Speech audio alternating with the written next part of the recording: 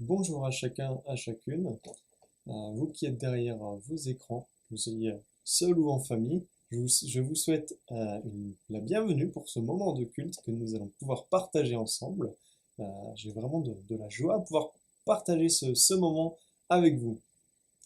Alors avant de débuter notre euh, culte pendant lequel on va pouvoir louer le Seigneur, l'adorer par des chants, par la prière et aussi être enseigné par ce que nous dit la Bible. Juste avant que l'on puisse commencer ce moment-là, je vais simplement prier pour que nous puissions être centrés vers Dieu. Alors, effectivement, c'est un challenge d'être centré sur Dieu et sur Christ dans nos vies de tous les jours, mais particulièrement pour ce moment de culte euh, que l'on veut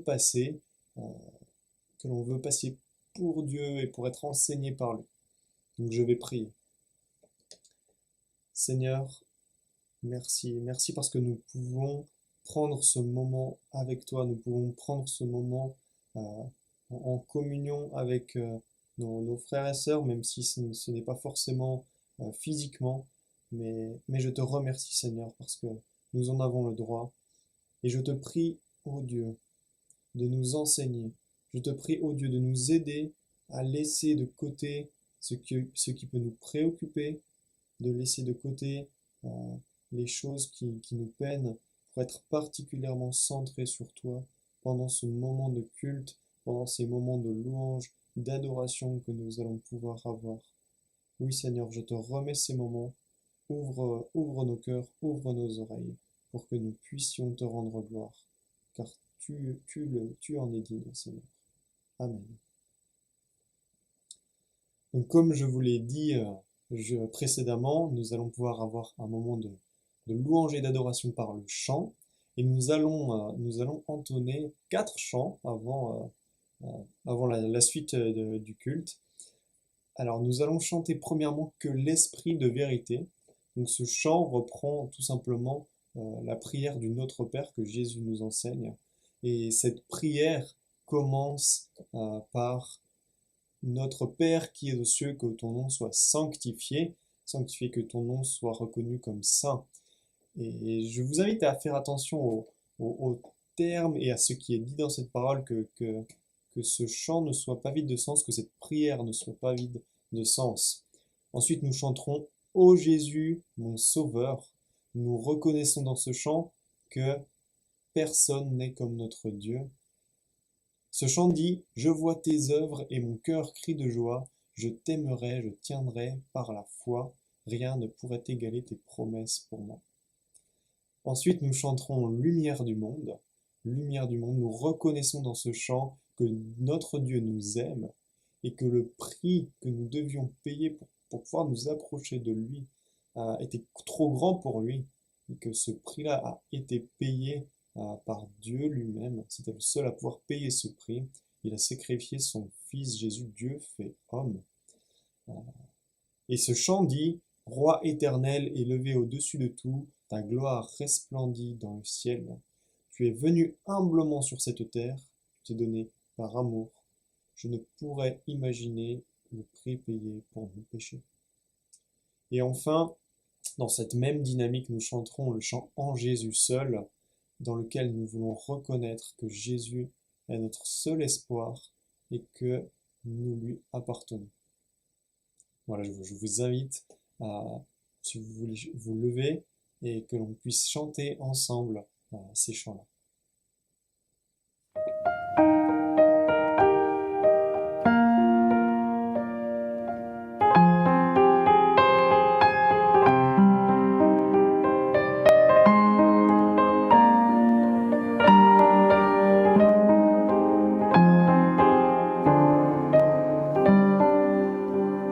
Que l'esprit de vérité vienne sur nous.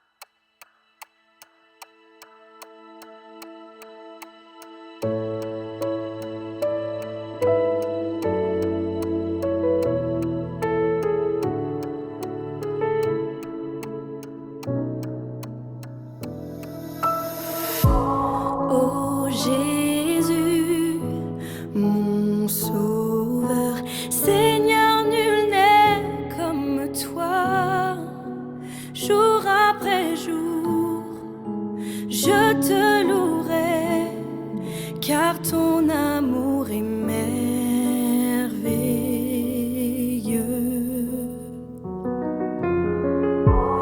Mon abri, mon refuge, mon réconfort, mon rocher, tout ce qui vit, ce que je suis, ne cesse de t'adorer.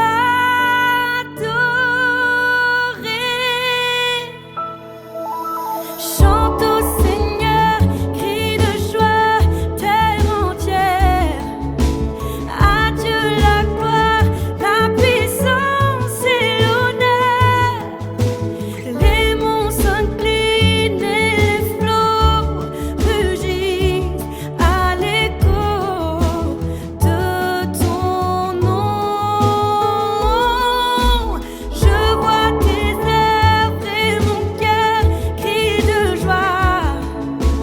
Je t'aimerai, je tiendrai par la voix. Rien ne pourrait égaler tes promesses pour moi.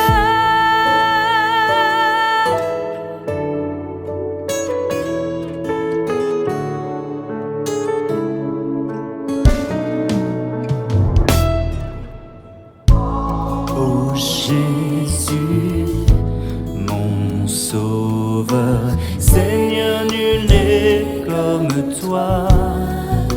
Jour après jour, je te louerai, car ton amour est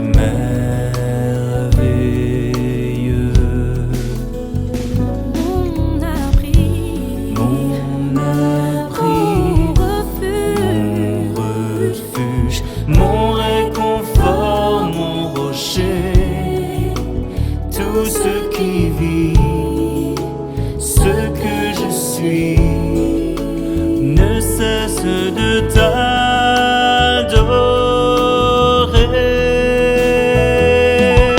Chante au Seigneur, crie de joie, terre entière. À Dieu la gloire, la puissance et l'honneur. Les monts s'inclinent et les flots rugissent à l'écho de ton nom. chante au Seigneur, Chante au Seigneur, crie de joie, terre entière. à Dieu À Dieu la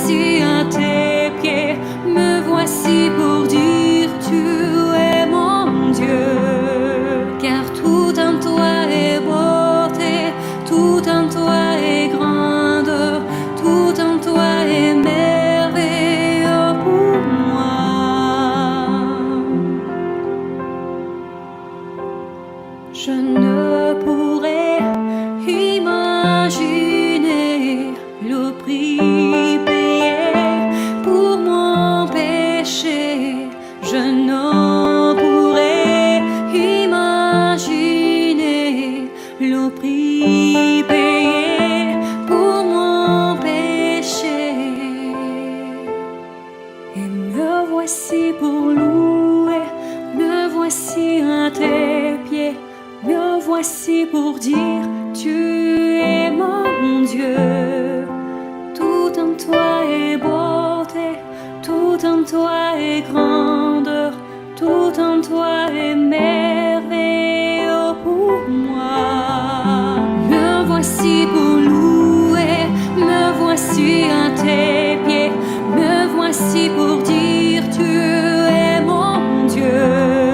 Car tout en toi est beauté, tout en toi est grandeur, tout en toi est merveilleux pour moi.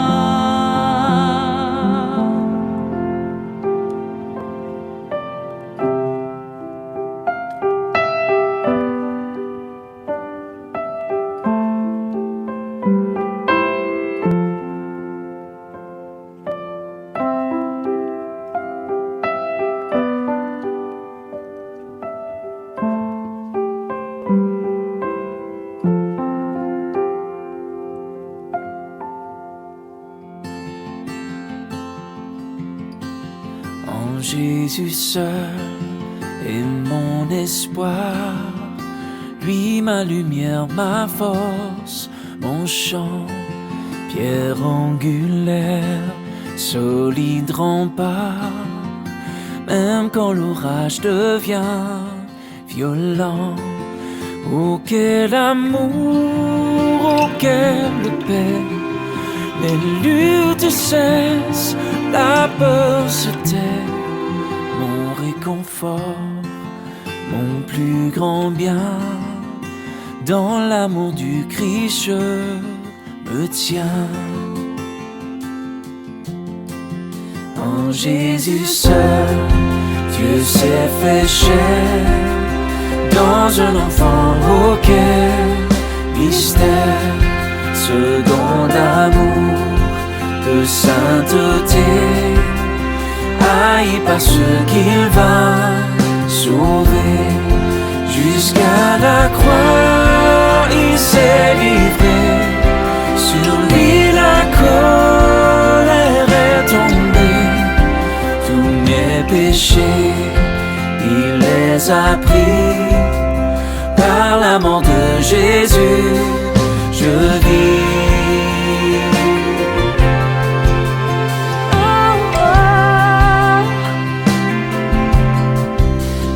Dans la tombe, il reposait, lumière vaincue par les ténèbres.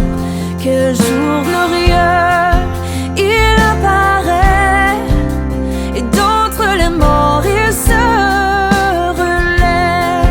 Et sur ma vie, par sa victoire, le péché perd tout son pouvoir.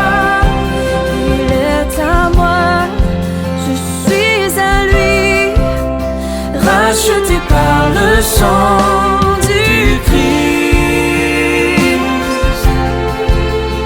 Oh,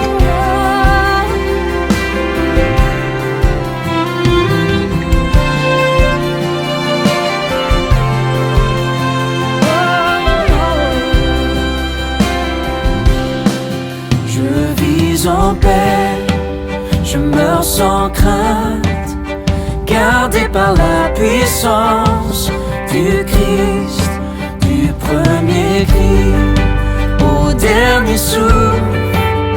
Jésus est maître de ma vie.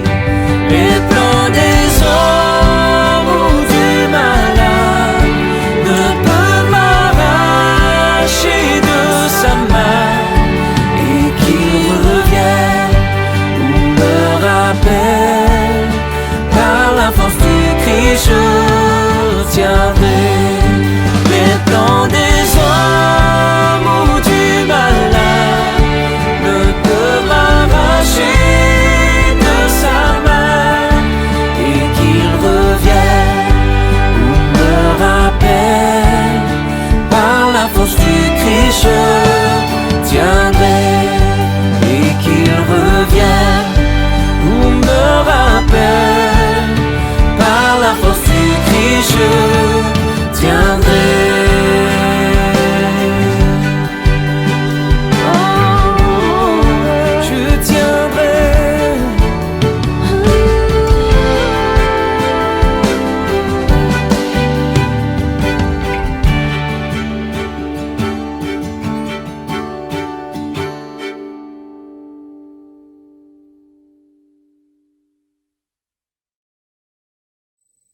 Nous allons maintenant lire un texte qui se trouve dans la Bible. Alors, je vais vous lire Matthieu 6, versets 31 à 34. Je lis. Ne vous inquiétez donc pas, et ne dites pas que mangerons-nous, que boirons-nous, avec quoi nous habillerons-nous.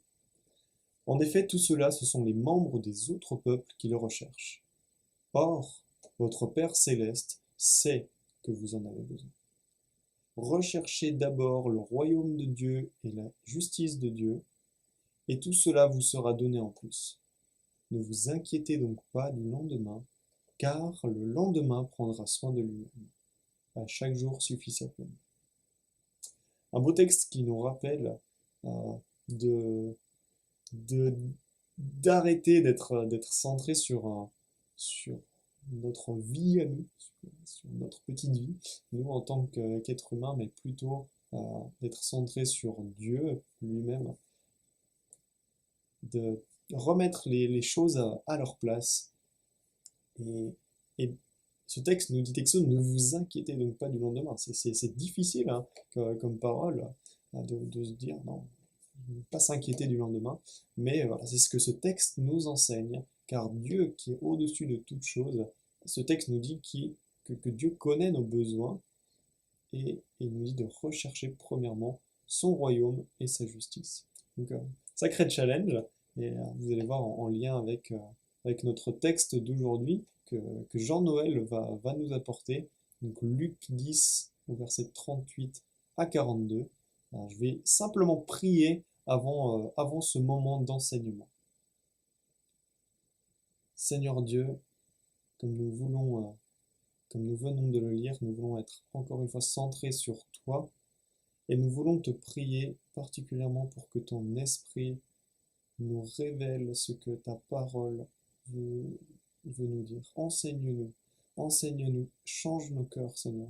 Nous voulons grandir avec toi, nous voulons grandir en sainteté, nous voulons que nos vies te rendent gloire, mais tu vois, Seigneur, c'est tellement compliqué de ne pas être centré sur nous-mêmes. Nous avons besoin de toi, Seigneur, et particulièrement dans ces moments d'enseignement. Permets que nos cœurs qui veulent être sourds à ces paroles puissent être ouverts et que nous puissions être changés. Amen. Voilà, je laisse maintenant la parole à Jean-Noël. Bonjour à chacun, j'espère que vous allez bien et je veux me réjouir avec vous de ce temps privilégié que nous avons à passer autour de la parole de Dieu, la Bible. Mais avant d'aller plus loin, j'aimerais qu'on puisse remettre ce temps particulier entre les mains de notre Dieu par la prière. Prions ensemble. Seigneur, c'est vraiment une grâce et une joie de pouvoir ouvrir la parole de Dieu ensemble. Seigneur, nous voulons considérer ça comme un privilège et avoir un cœur reconnaissant. Seigneur, nous voulons aussi te prier que tu puisses préparer nos cœurs à comprendre ce que tu as à nous dire à chacun ce matin. Seigneur, nous te prions que tout ce qui sera dit qui ne vient pas de toi puisse être oublié. Seigneur, nous voulons te prier que cette lecture ne soit pas seulement des connaissances supplémentaires, mais qu'à travers elle, nous puissions être transformés et que nous puissions chaque jour davantage te ressembler. Seigneur, nous te prions au nom de ton Fils Jésus-Christ. Amen. Nous allons continuer notre cheminement dans l'évangile de Luc et nous avons pu voir depuis quelques semaines et en tout cas depuis le chapitre 9 que le récit de Luc a pris un virage. Nous avons compris que Luc souhaite que nous avancions dans la lecture de son évangile avec à l'esprit que Christ se rend à Jérusalem pour mourir sur la croix et ressusciter. Tous ces récits, en fait, nous enseignent sur ce qu'est un disciple de Christ. En fait, ils nous enseignent sur ce que Christ attend de nous.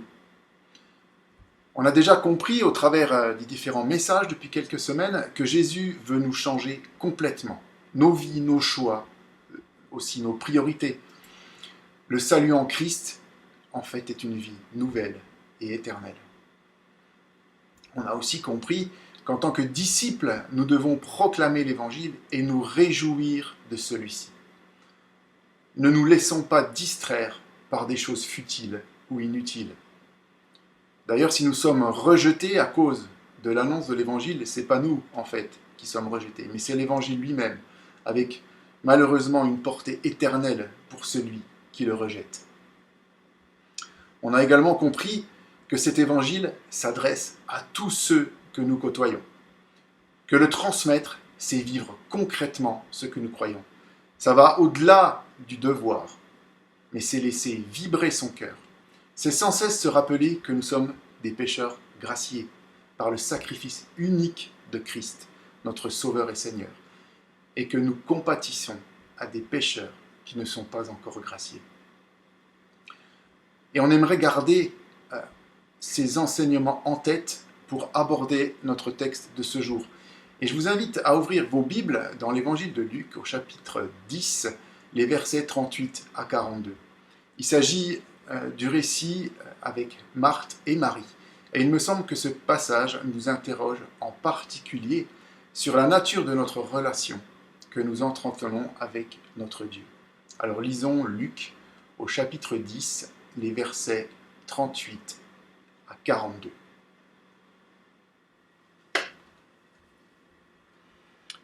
Si vous utilisez cette version de la Bible, vous trouverez notre texte en page 671. Comme Jésus était en chemin avec ses disciples, il entra dans un village, et une femme du nom de Marthe l'accueillit dans sa maison. Elle avait une sœur appelée Marie, qui s'assit aux pieds de Jésus et écoutait ce qu'il disait. Marthe était affairée aux nombreuses tâches du service. Elle survint et dit : « Seigneur, cela ne te fait-il rien que ma sœur me laisse seule pour servir ? Dis-lui donc de venir m'aider. » Jésus lui répondit : « Marthe, Marthe, tu t'inquiètes et tu t'agites pour beaucoup de choses. Mais une seule est nécessaire. Marie a choisi la bonne part. Elle ne lui sera pas enlevée. »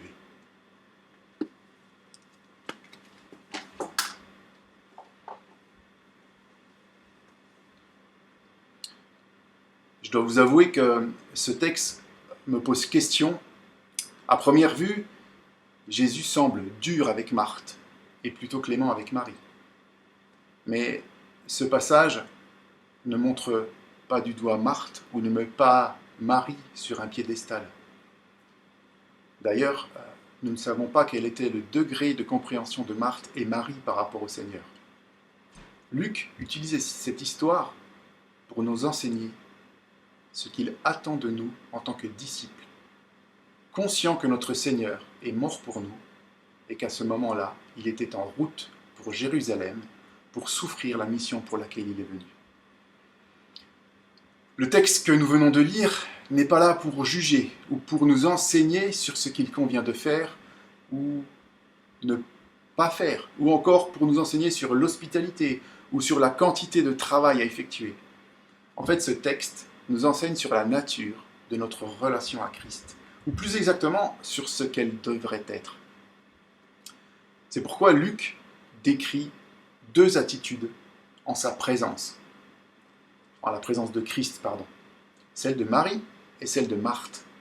Et je vous propose d'essayer de répondre à cette question par 3 points. Quel est notre filtre de lecture de la parole de Dieu ? Quel est notre objectif dans le service ? Et quel est l'état de notre cœur dans ce même service ? Commençons par notre filtre de lecture. C'est la première question que nous devons nous poser.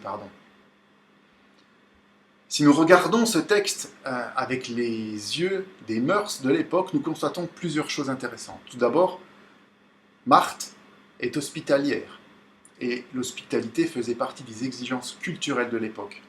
Il était inenvisageable de renvoyer quelqu'un. D'ailleurs, nous sommes encouragés à maintes reprises par l'apôtre Paul à exercer l'hospitalité. C'est une qualité importante du disciple de Christ. Pourvoyez aux besoins des saints et exercez l'hospitalité avec empressement, Romains 12, 13. Exercez l'hospitalité les uns envers les autres sans murmurer, 1 Pierre 4, 9. N'oubliez pas l'hospitalité, car en l'exerçant, certains ont sans le savoir logé des anges. Hébreux 13, 2. Et qu'elle soit connue pour de belles œuvres, qu'elle ait élevé ses enfants, exercé l'hospitalité, lavé les pieds des saints, porté secours aux opprimés, cherché à faire le bien en toute occasion. 1 Timothée 5, verset 10. La deuxième chose remarquable est qu'à cette époque, les femmes ne recevaient pas d'éducation religieuse, ce qui nous fait penser que Marie, à l'écoute des enseignements de Jésus, n'est pas à sa place. Pourtant, Jésus, à l'encontre des convenances, va dire « Marie a choisi la bonne part et elle ne lui sera pas enlevée. » Le filtre culturel, du coup, n'est pas le bon. Si on se place du point de vue de ce qui se faisait à l'époque, nous ne comprenons pas ce texte. Deuxièmement, si nous regardons ce texte avec nos valeurs humaines, nous pouvons constater plusieurs choses marquantes. Marthe se démène pour que tout soit parfait. Elle fait preuve de dévouement. Elle est une maîtresse de maison parfaite. Elle souhaite être parfaite dans ce qu'elle entreprend. On pourrait dire que Marthe fait tous ses efforts pour être agréable à Jésus, qu'elle se démène pour combler ses invités, en fait, qu'elle fait preuve de grande qualité de travail et de dévouement. Est-ce que nous sommes appelés à l'oisiveté en tant que disciples? Certainement pas. Marie, elle, semble négliger le service. Elle pourrait paraître insouciante, elle pourrait paraître paresseuse, elle pourrait faire penser qu'elle n'a aucun sens des priorités. C'est vrai, qui inviterait chez soi et négligerait le service? En fait, à de maintes reprises, nous sommes encouragés à faire des efforts pour toutes choses, pour notre sainteté, notre hospitalité, pour nous supporter les uns les autres. Humainement parlant, Marthe a tout bon et Marie a tout faux. Pourtant, Jésus, à l'encontre de ce que nous attendons, dira « Marie a choisi la bonne part et elle ne lui sera pas enlevée. » Le filtre de lecture humain ou humaniste n'est pas le bon. En fait, si nous lisons ce texte avec le regard des gens de l'époque, nous trouvons que Marie n'est pas à sa place et que Marthe ne mérite pas cette remise en place de Jésus, car elle répond aux convenances de l'époque. Si nous lisons ce texte avec notre regard tout humain, nous trouvons que Marthe est pleine de qualités et que Marie semble un peu légère. Et du coup, que le jugement de Jésus est plutôt sévère pour Marthe et plutôt laxiste pour Marie. Mais en fait, comme on l'a dit, ce texte n'est ni là pour juger socialement Marthe et Marie, ni pour juger humainement Marthe et Marie, mais pour nous montrer ce que Christ attend d'un disciple quant à sa relation avec lui. Prenons la parole de Dieu pour comprendre qui est Dieu, qui nous sommes et comment entrer dans la volonté de Dieu pour notre vie et notre relation avec lui. Gardons-nous de juger Marthe ou Marie et encore moins de se prononcer sur la sévérité du jugement de Christ. Mais cherchons à comprendre ce que Jésus veut nous enseigner dans la relation qu'il veut avec nous.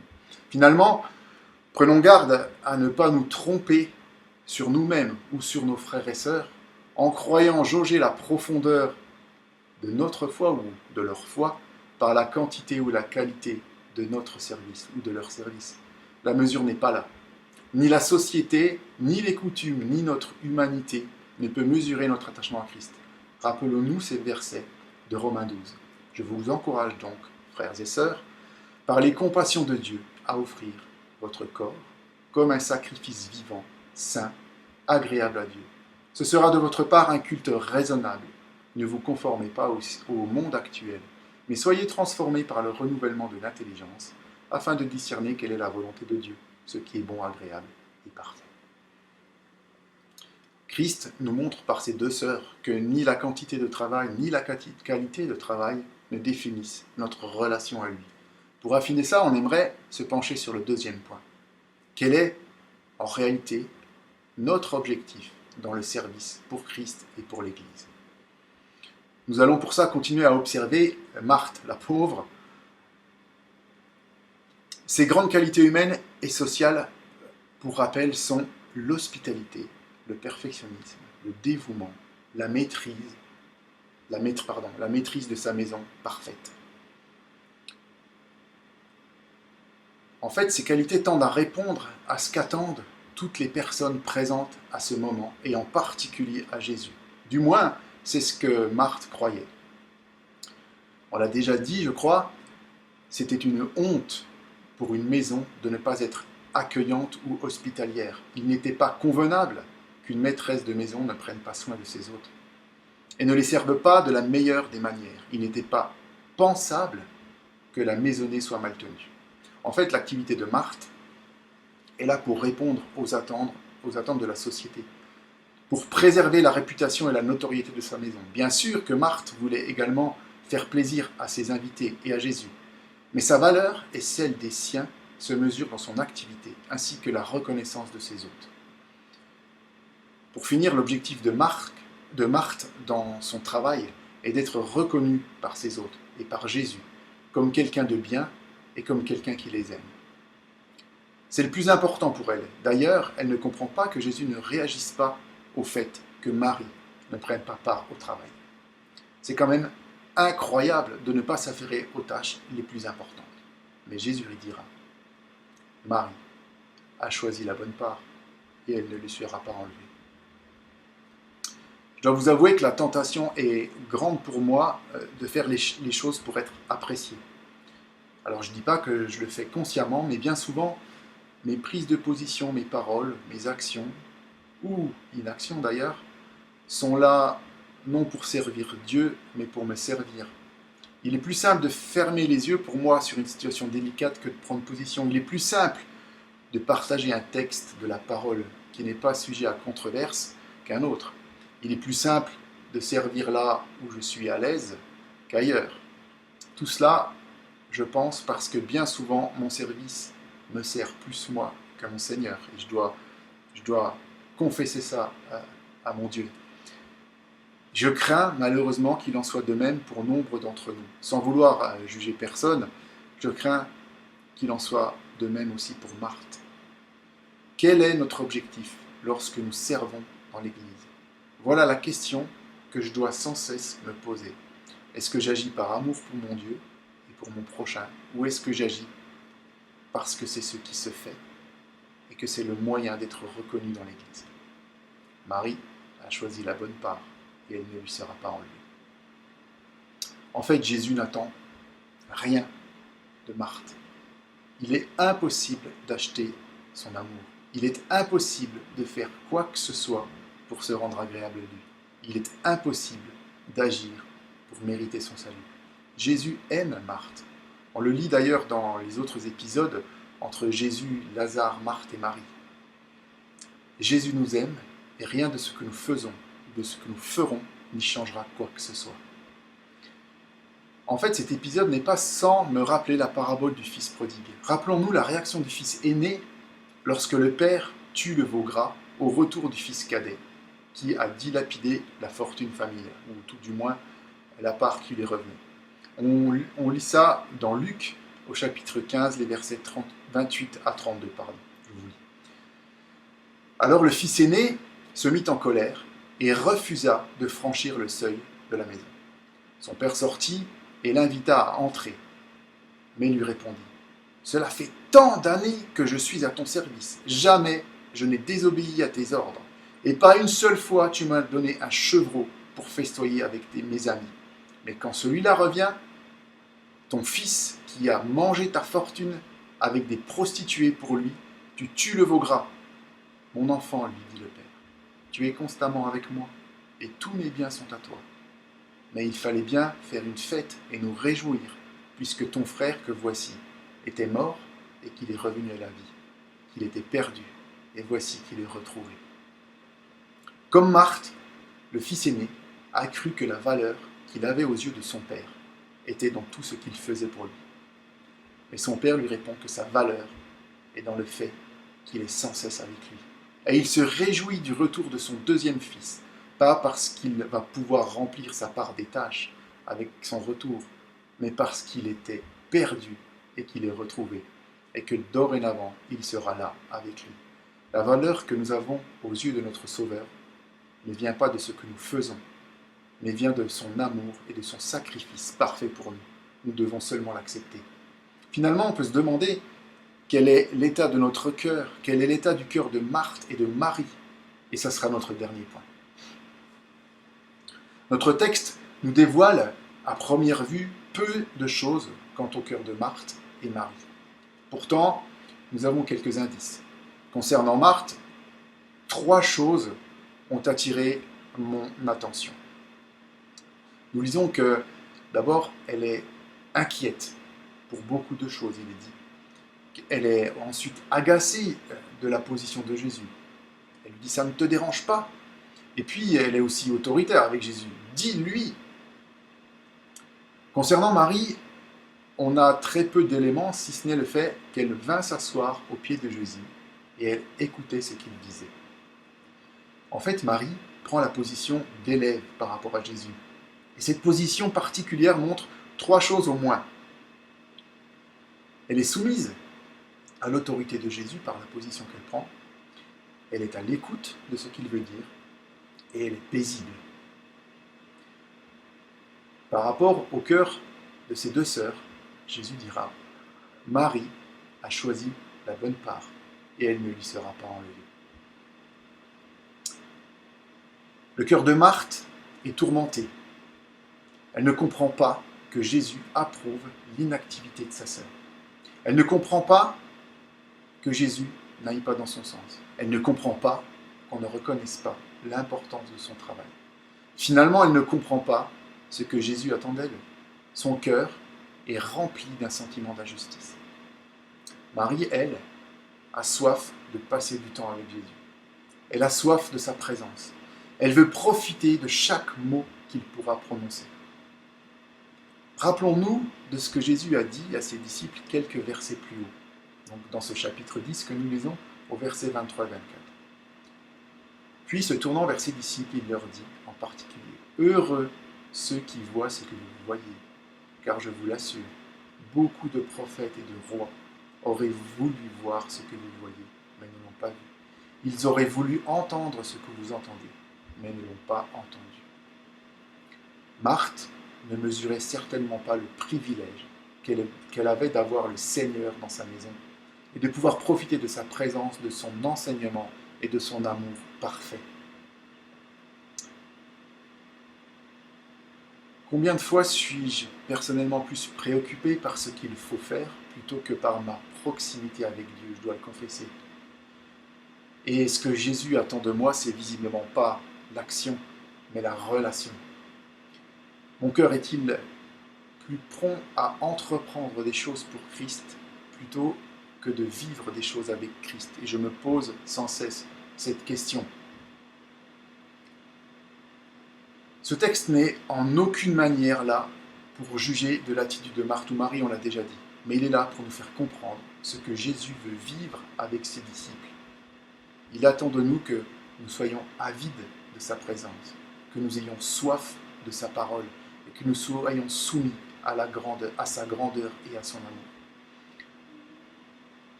Nos activités, nos services sont de bonnes choses. Nous sommes encouragés à maintes reprises à entrer dans le service pour notre Seigneur. Mais rappelons-nous ces versets de l'épître, de l'évangile de Jean. Je suis le cep de la vigne, vous êtes les sarments. Celui qui demeure en moi et en qui je demeure portera du fruit en abondance. Car sans moi, vous ne pouvez rien faire. Jean 15, verset 5.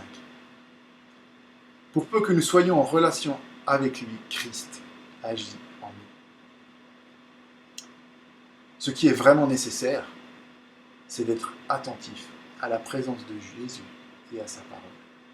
Il ne s'agit donc pas d'un principe concernant nos qualités en général, ni d'une position que Luc prend entre le service très valorisé dans les évangiles et la contemplation, position de Marie.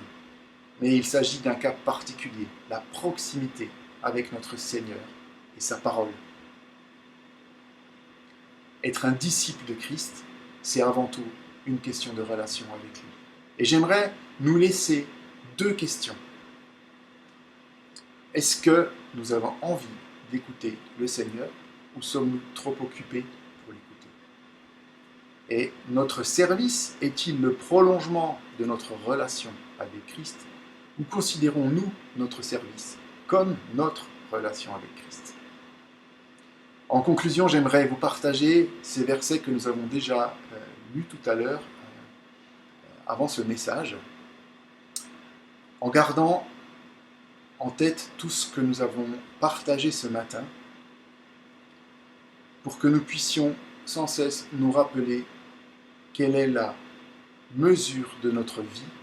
Elle n'est pas le monde, elle n'est pas ce qui nous entoure, mais elle est dans notre relation avec Dieu. Je vous relis Matthieu 6, les versets 31 à 34. Ne vous inquiétez donc pas, et ne dites pas « Que mangerons-nous? Que boirons-nous? À quoi nous habillerons-nous? Avec quoi nous habillerons-nous » En effet, tout cela, ce sont les membres des autres peuples qui le cherchent. Or, votre Père céleste sait que vous en avez besoin. Recherchez d'abord le royaume et la justice de Dieu, et tout cela vous sera donné en plus. Ne vous inquiétez donc pas du lendemain, car le lendemain prendra soin de lui-même. À chaque jour suffit sa peine. Prions ensemble. Seigneur, nous voulons te louer de ta présence dans nos vies. Seigneur, merci de nous rappeler que ce que tu attends de nous, c'est que nous soyons en relation constante avec toi. Seigneur, donne-nous à chacun le cœur tourné vers toi. Donne-nous de rester les yeux fixés sur toi. Seigneur, que tout ce que nous entreprenons soit pour ta gloire. Seigneur, tout ce que nous entreprenons soit le résultat de notre relation avec toi. Seigneur, si nous tombons dans l'activisme, si nous croyons que ce que nous faisons ajoute quelque chose à ton sacrifice, Seigneur, reprends-nous. Seigneur, nous voulons te demander que nous puissions simplement accepter le don gratuit de ton sacrifice, Seigneur. Non pas qu'il n'a rien coûté, mais que tu nous l'offres gratuitement. Seigneur, nous voulons t'apporter notre semaine, Seigneur, te prier que nous puissions réfléchir à nos engagements pour qu'ils soient vraiment l'aboutissement d'une relation profonde avec toi, Seigneur. Amen.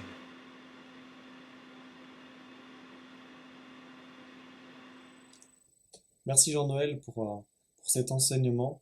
Merci de nous avoir rappelé par ce texte de Marthe et Marie, de nous avoir rappelé à quoi doit ressembler notre relation avec Dieu et comment, de quelle manière nous devons à nouveau être centrés sur Dieu et non sur nos problèmes, sur les tâches que nous aurons à faire. Et je vous propose que nous puissions avoir ensemble un moment de prière. Je vais vous laisser un temps de prière. Sentez-vous libre de prier aussi à haute voix. Euh, que ça puisse être un moment aussi où on puisse méditer ce qui vient d'être dit, que la parole de Dieu puisse pénétrer dans notre tête, mais aussi dans notre cœur, et que ça puisse produire du changement de nous. Nous prions ensemble.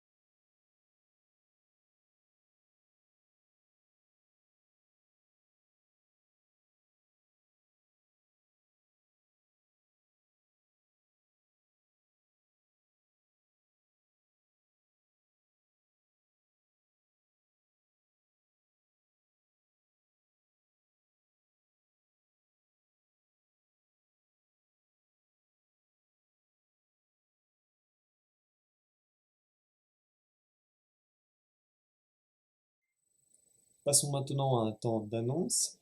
L'Assemblée générale de l'Église se tiendra le 4 octobre à 15 heures dans les locaux de l'Église de la Prairie. Donc on les remercie chaleureusement de nous prêter leurs locaux. Pourquoi l'Église de la Prairie? Dans cette période où nous devons garder une distanciation les uns avec les autres, nous voulons cependant pouvoir accueillir le maximum de personnes voulant assister à l'Assemblée générale. C'est pourquoi nous irons à la Prairie pour cette Assemblée générale. N'oubliez pas de vous inscrire en ligne, vous avez dû recevoir les infos de la part d'Emmanuel Beugli. Si vous avez d'autres questions, n'hésitez pas à la contacter. N'oubliez pas de prendre un stylo aussi pour les votes. La semaine prochaine au Contamine Montjoie, nous pouvons penser et prier pour Pascal Sutter. Donc, il y aura le week-end JAB France et l'Assemblée générale de la JAB, JAB Jeunesse Action Biblique, que nous soutenons activement et que nous portons dans notre cœur. L'artisanat solidaire, 12 octobre, si vous êtes intéressé par la confection, par des confections artisanales en craft, en jute, n'hésitez pas à prendre contact avec Marie-Lise. Et enfin, le plan de lecture, le plan de suivi de lecture du mois d'octobre sera disponible en ligne très prochainement. Voilà pour les annonces. Notre culte touche à sa fin. Pour conclure ce moment de culte, je vous propose encore de chanter 2 chants. Libre de nos chaînes. Dans ce chant, nous voulons que le règne de Dieu vienne et qu'il règne en nous. Voilà ce que nous voulons dire par ce chant. Et ensemble, le chant ensemble, nous voulons dire ensemble, nous voulons ensemble être de ceux qui ressemblent à Christ. Voilà, je vous propose de chanter et ainsi nous terminerons ce culte. Et je vous souhaite un bon dimanche et je vous salue fraternellement.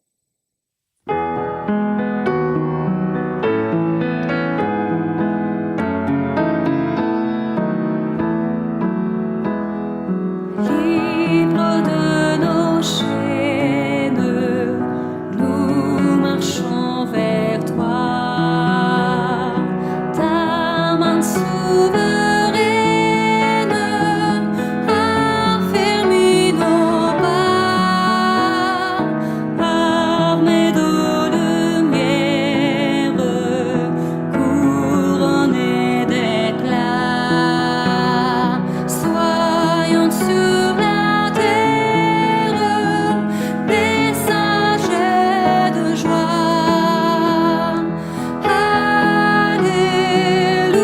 Alléluia, que ton règne vienne. Maranatha, viens Jésus, règne en moi.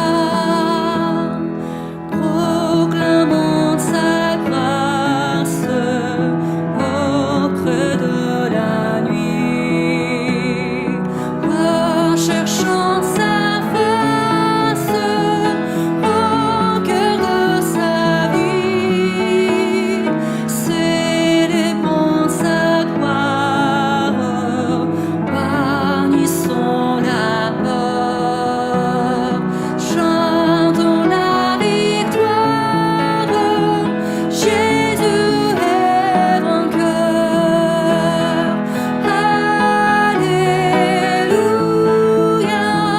que ton règne vienne. Maranatha, viens Jésus, règne en moi. Alléluia, que ton règne vienne. Maranatha, viens Jésus, règne en moi.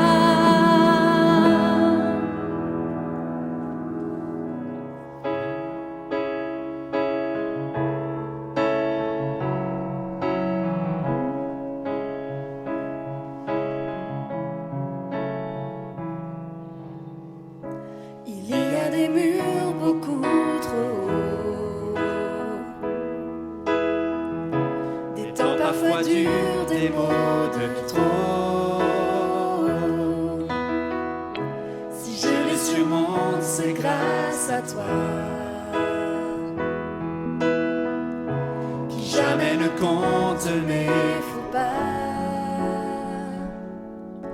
je ne suis pas sourd, j'entends ta voix, j'ai ton amour, je ne te vois pas, mais je vois tous ceux qui t'aiment, ceux qui proclament qu'ils t'appartiennent. Je sais sans toi, je ne suis rien, tu sais ce dont j'ai tant besoin. Je veux être de ceux qui te ressemblent. Tu nous as fait tous différents, tu nous aimais chacun autant. Par ton esprit, en toi nous sommes ensemble.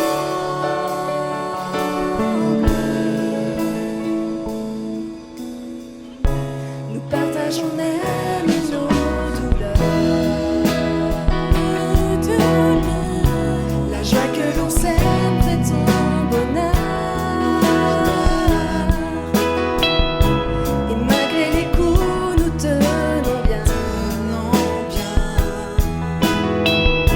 En toi, Seigneur, nous ne sommes qu'un.